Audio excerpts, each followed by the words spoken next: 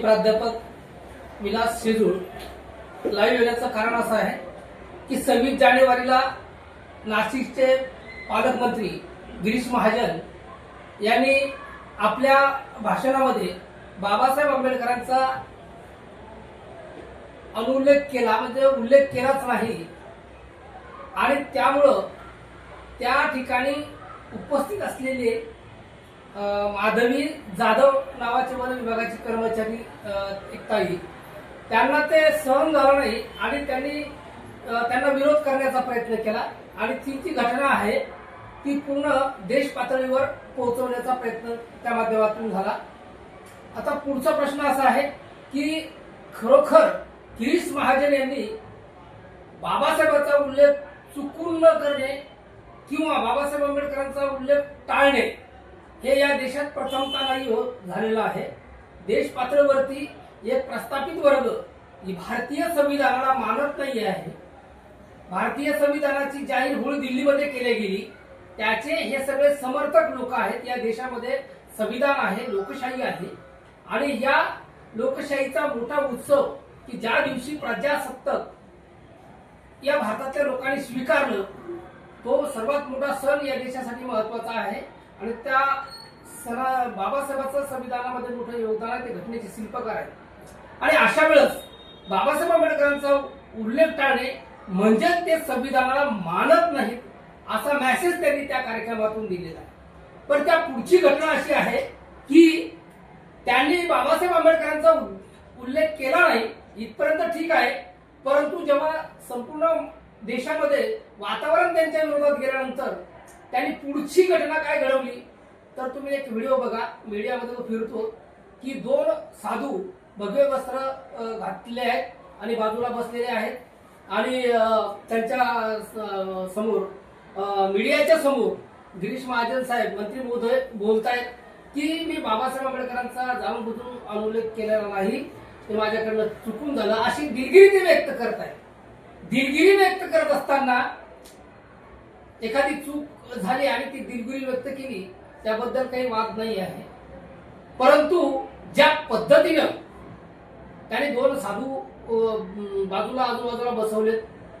हे दोन्ही साधू हिंदू धर्माचे म्हणजे ब्राह्मणी धर्माचे समर्थक आहेत आणि तुम्हाला माफी मागायची तर तुम्ही अशी मीडियामध्ये जाऊन मागू शकले असते, पण हे दोन साधू सोबत ठेवण्याचे ब्राह्मणी धर्माचे समर्थक सोबत घेऊन तुम्ही जी काही मेसेज या देशाला मेसेज काय देऊ इच्छिता, कारण आरएसएसचा या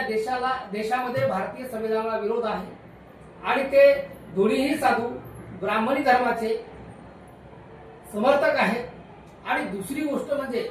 ते हिंदू धर्म सांगतात, त्याच्याबद्दल शंका नाही। प्रत्येकाला भारतीय संविधानाने आपल्या धर्माच्या उपासनेचं स्वातंत्र्य दिलेलं आहे, परंतु गिरीश महाजनांनी चूक करायची आणि या साधूच्या आडवी लपून लोकांना मेसेज द्यायचा की हिंदू विरुद्ध आंबेडकरवाद पहिल्याच्या देशामध्ये या देशाच्या सामाजिक बदलाच्या क्रांतीचं नेतृत्व करणारा आंबेडकरवादी आहे, हे स्पष्ट आहे आणि तो खुलं चॅलेंज आहे आणि त्याचा विरोधक हा वर्ण व्यवस्थेचा समर्थक आहे। ही लढाई या देशामध्ये चालू आहे आणि यामध्ये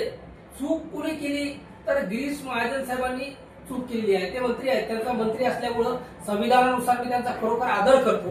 परंतु त्यांनी जे संविधानाचं उल्लंघन केलेलं आहे